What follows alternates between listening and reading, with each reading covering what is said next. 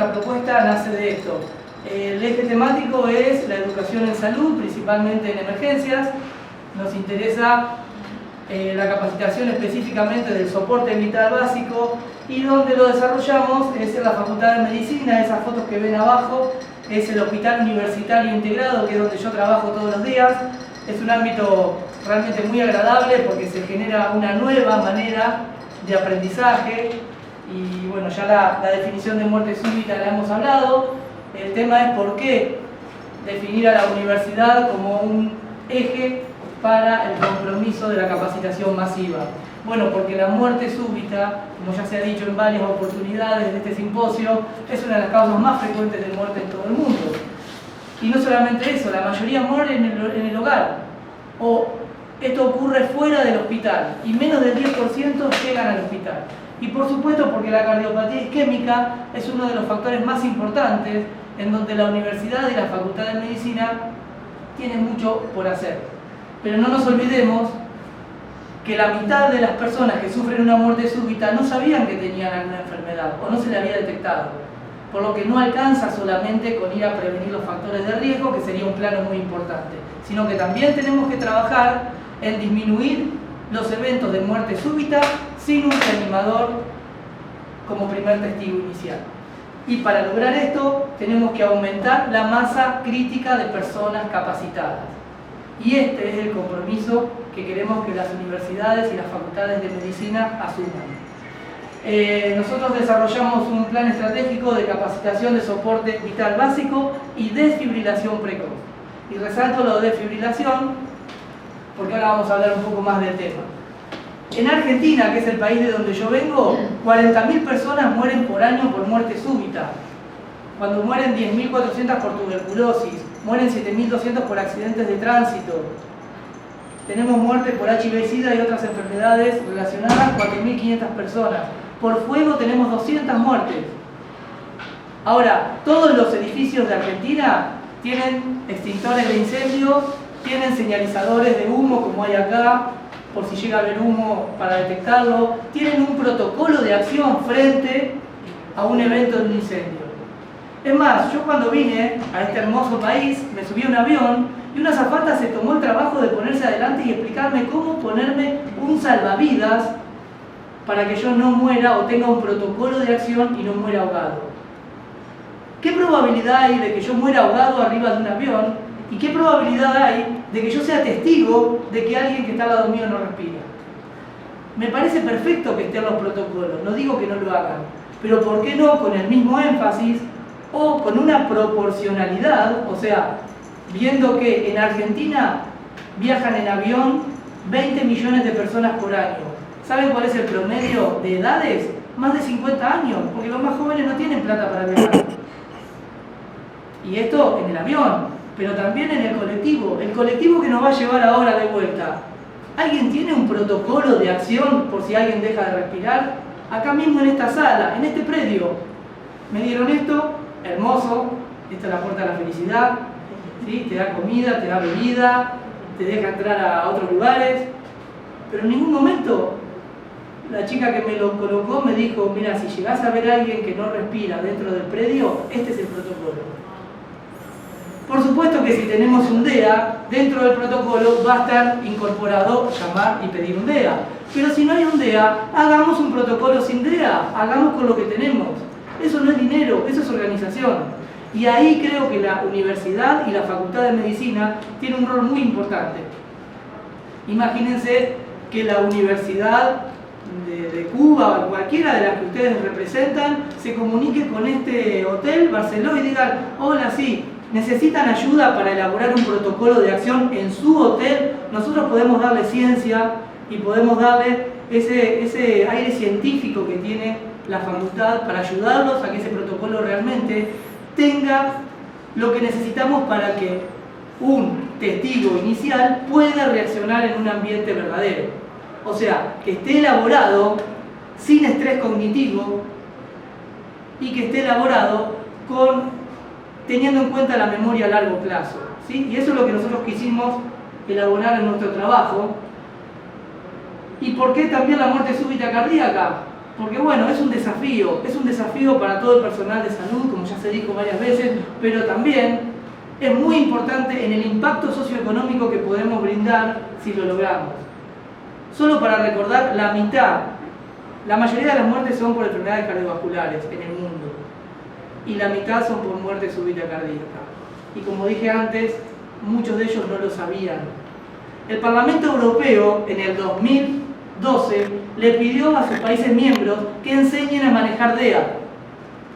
Les pidió que enseñen a la población soporte vital básico. Y les pidió que comprometan a los médicos y a los servicios de salud en esto. Y aparte, algo muy interesante que lo quise destacar, les pidió que eximan de responsabilidad a los primeros respondedores que no sean personal de salud. Qué lindo hubiese sido que yo venga a este hotel. Y ojo, no es contra el hotel, ¿eh? En Argentina pasa en todos los lugares. Y cuando me pone esta cintita me dice, ¿usted es personal de salud? No. Ah, bueno, si ve a alguien que no respira, actúe, no tenga miedo, que la ley lo protege. Necesitamos datos. Por eso queremos unir, y creo que a cada uno de ustedes, me falta hablar con algunos, pero con muchos hablé diciéndoles de esta unión de universidades, porque tenemos que empezar a tener datos y compartirlos. Suecia es un país de 10 millones de habitantes y ellos tienen un programa de capacitación. Fíjense lo que es este programa. Desde el 90 hasta el 2010 no se suspendió, o sea, continuidad en el tiempo, tenga cambio político o no. Y lo interesante es que al 2010 tenían 3 millones de personas capacitadas. Pero lo más lindo, no se ve la diapositiva, así que se los voy a contar yo. Lo más lindo es una línea azul punteada acá y acá, que esta línea azul, ellos registraron la cantidad de muertes súbitas que tuvieron durante este periodo. Y los que habían tenido una primera respuesta inicial ante la muerte súbita. Esta línea que va casi paralela a la línea roja, que es de capacitados por año, es la línea de primeros respondedores antes que llegue el servicio de emergencia. ¿Qué se deduce con esto? Que a mayor cantidad de personas capacitadas, mayor probabilidad que haya un primer respondedor ante un evento de muerte súbita. Y ahí no terminó el trabajo. ¿Qué hicieron? Miraron, y de todos los que habían tenido una muerte súbita, ¿qué sobrevida tuvieron los que tuvieron un primer respondedor? Y ahí vieron, en esta línea que era verde, en relación a otra que hay acá, mucho más bajita, que no se ve, que los que recibieron una primera respuesta inicial tuvieron el doble de sobrevida. El doble de sobrevida. ¿Sí? Si ustedes se paran en el 2010, van a ver que es el doble. Acá iría la raya de los que no tuvieron un primer respondedor. Por lo que acá podemos deducir, a mayor gente capacitada, mayor sobrevida de muerte súbita. Y ahí es donde la facultad tiene que actuar. Tenemos que capacitar en forma masiva, pero en forma masiva personalizada. No es que pasen 100 a comprimir un simulador y esos ya están capacitados. No, tenemos que garantizar que esa persona va a poder responder ante un escenario real. Este es un metaanálisis que confirma algo que ya dijimos: el primer respondedor aumenta la sobrevida, aun cuando la ambulancia llega a tiempo. Pero algo interesante de este trabajo es que ellos pudieron discriminar el ritmo que tenía el que había sufrido la muerte súbita. Y cuando el ritmo era desfibrilable, la sobrevida aumentaba el doble. Y los Países Bajos, Holanda y otros, nos enseñaron que duplicando la cantidad de desfibriladores, y ellos lo atribuyeron a esto, pero también duplicaron la cantidad de entrenamiento en DEA. Y es un punto que me interesa mucho. Tenemos que entrenarnos en usar el DEA. Ellos duplicaron la cantidad de desfibriladores en todos los países miembros y llegaron a una sobrevida del 50%. 50% de sobrevida. ¿Se imaginan que en Argentina esos 40.000 se transformen en 20.000 que sobreviven? Y Dinamarca nos enseña otra cosa. Ellos del 2001 al 2012 tomaron todos los que tuvieron una muerte súbita y habían sobrevivido a los 30 días. Y dijeron, estos que sobrevivieron a los 30 días, ¿cómo estarán al año? Bueno, se dieron cuenta que quienes habían tenido un primer respondedor, al año tenían más sobrevida, tenían menos daño neurológico y menos dependencia. Ellos lo ponen en el trabajo como vivir en un asilo. ¿Esto qué quiere decir? Lo que recién nombrábamos, lo que Doris también nombró, los daños neurológicos. si nosotros tenemos un primer respondedor, no solamente tenemos mayor sobrevida a la muerte súbita, tenemos mayor sobrevida de personas que van a poder seguir cumpliendo sus sueños al año. Y la Facultad de Medicina tiene que tomar este rol, tiene que ser la encargada de diseñar cómo enseñar masivamente y después que cada uno se vaya nutriendo de eso. Nosotros en el trabajo, en realidad lo que yo les voy a presentar es el programa embrionario, porque es la capacitación de instructores para poder desarrollarlo. El objetivo es desarrollar un programa que fue validado por la Fundación Cardiológica Argentina, la FAC, para RCP, soporte vital básico en adulto y pediátrico. Lo que hicimos fue una etapa a través de un entorno educativo, a través de la computadora. Nosotros manejamos el entorno Moodle, no sé si ustedes, la mayoría de las universidades lo manejan. Otra herramienta que podríamos intercambiar, ¿por qué no? Si ya lo tenemos desarrollado en Moodle, pasárselo a ustedes y con la misma plataforma lo podrían hacer correr. En la unión de universidades que vamos a hacer, la latinoamericana. Y después una etapa presencial. Dentro de la etapa inicial nos reunimos, acá están las autoridades de la facultad, donde dijimos, bueno, los que somos de la facultad y sabemos enseñar RCP, diseñemos un programa pensado sin estrés cognitivo. Estrés cognitivo, hay muchos artículos sobre este tema que le damos cursos de 10 horas, 12 horas y después salen y no saben nada. Y que tengan en cuenta la memoria a largo plazo. O sea, lo que viste lo vas a repetir dentro de un mes y lo vas a repetir dentro de 3 meses, con una carga menor de tiempo. Y que tenga en cuenta habilidades técnicas y habilidades no técnicas, que son muchas veces las que nos llevan al error, tema que van a tocar después y me interesa muchísimo escucharla, doctora. Nosotros tenemos que tratar de capacitar 8.000 personas, porque nuestra facultad es la segunda en importancia dentro de la Argentina. Como verán, tenemos un montón de gente que asiste a la facultad y 8.000 personas porque tenemos no solamente la Facultad de Medicina, sino que también está enfermería, obstetricia, técnicos en cardiología. Para esto necesitamos instructores. Así que lo primero que hicimos fue generar una herramienta para poder tener instructores, aspirantes a instructores. En forma voluntaria se presentaron los alumnos del último año de la carrera de Medicina, de la práctica final obligatoria, que son 8 meses que nosotros que tienen que hacer para recibirse de médico, y los últimos años de las carreras que ya le nombré. El trabajo en adultos fue con un simulador, acá si se ve la foto, hay un simulador DEA, necesitamos tener simuladores DEA. ¿Cómo puede ser que damos cursos de soporte vital y tenemos 10 torsos y un solo simulador DEA? ¿Cuánta experiencia hizo esa persona sobre el simulador? ¿Se equivocó? ¿Hizo del error una herramienta de aprendizaje? ¿Hubo un análisis reflexivo sobre eso?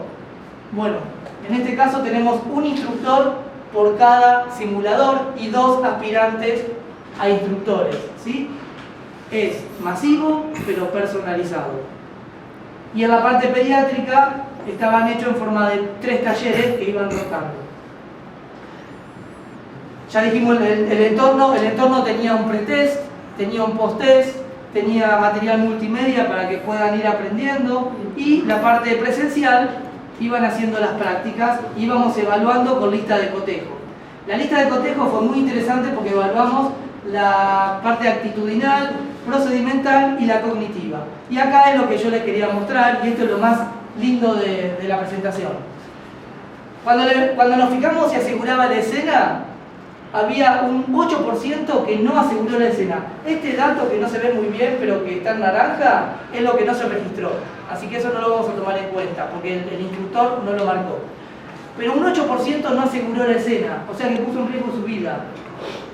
Cuando tenía que estimularlo y ver el estado de conciencia, todos lo hicieron.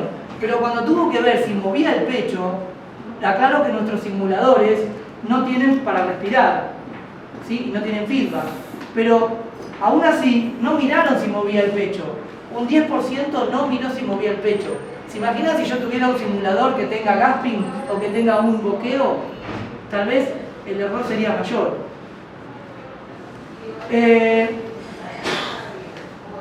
Si llamó al sistema de emergencia, todos llamaron porque estaban estimulados, porque obviamente tenían que pedir el DEA para trabajar.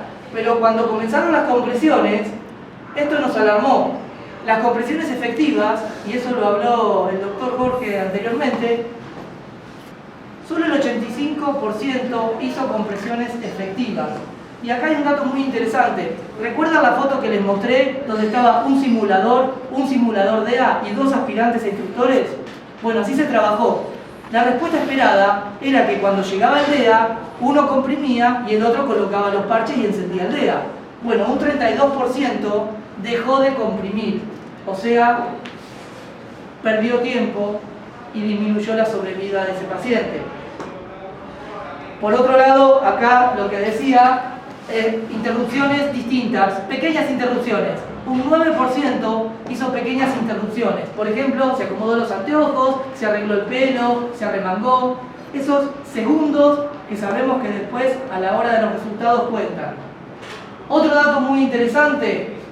Nosotros hacíamos los escenarios que duren más de 2 minutos. A propósito, para que se vea obligado a rotar. ¿Pueden creer que el 18% no rotó? Solamente el 64%. Estos son aspirantes a instructores. Son chicos que están muy motivados. Un 64% solamente rotó a los 2 minutos.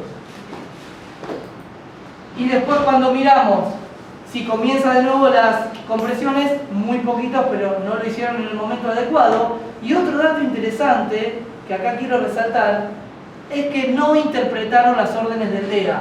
O sea, un 18%, ahora lo vamos a ver bien en un power más grande, el DEA les dijo desfibrilar y no desfibriló. El DEA les dijo comenzar las compresiones y no comenzó las compresiones. No nos preocupa tanto eso, porque lo tenemos registrado, porque sabemos quién tuvo ese problema y lo vamos a trabajar con él.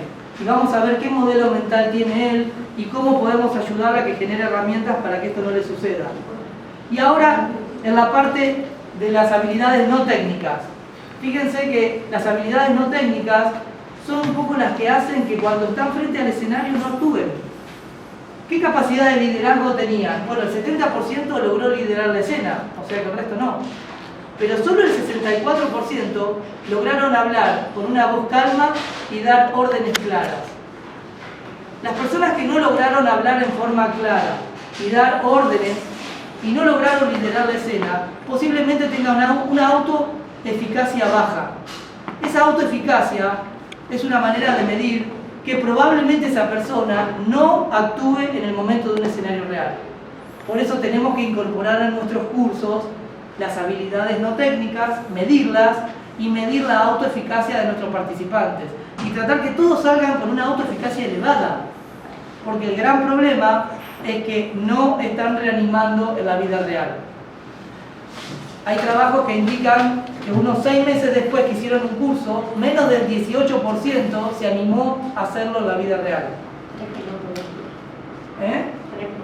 Gracias. Entonces, resumiendo, un 85% logró buenas compresiones. Son aspirantes a instructores. Nos hubiese encantado que sea un 100%. Un 32% hizo una interrupción cuando colocó el DEA, que no tenía que haberla hecho. Un 9% perdió tiempo en cuestiones mínimas, pero que no tendría que haberlo perdido. Y solo un 64% rotó a los 2 minutos, algo básico, porque sabemos que después de los 2 minutos va a estar agotado. Ni hablar arriba del avión. En la altura es otro tema, tienen que rotar antes. Pero vamos a suponer que están en tierra firme. Y a las habilidades no técnicas, no se ve, pero no supo liderar un 30% y no supo dar órdenes claras y no supo hablar con tranquilidad, un porcentaje muy alto. Solo el 64% lo supo hacer. Así que con estos resultados traigo a la memoria un artículo de la Circulation del 2018, de febrero, en donde tiene un título muy fuerte. Ellos dicen, por favor no nos dejen morir. Y este artículo hace alusión a que estamos enseñando mal. Algo está fallando, que las personas que aprenden soporte vital básico no lo ponen en práctica en los escenarios reales. Y a este grito de no nos dejen morir, que es el grito de cada una de las personas que sufre una muerte súbita.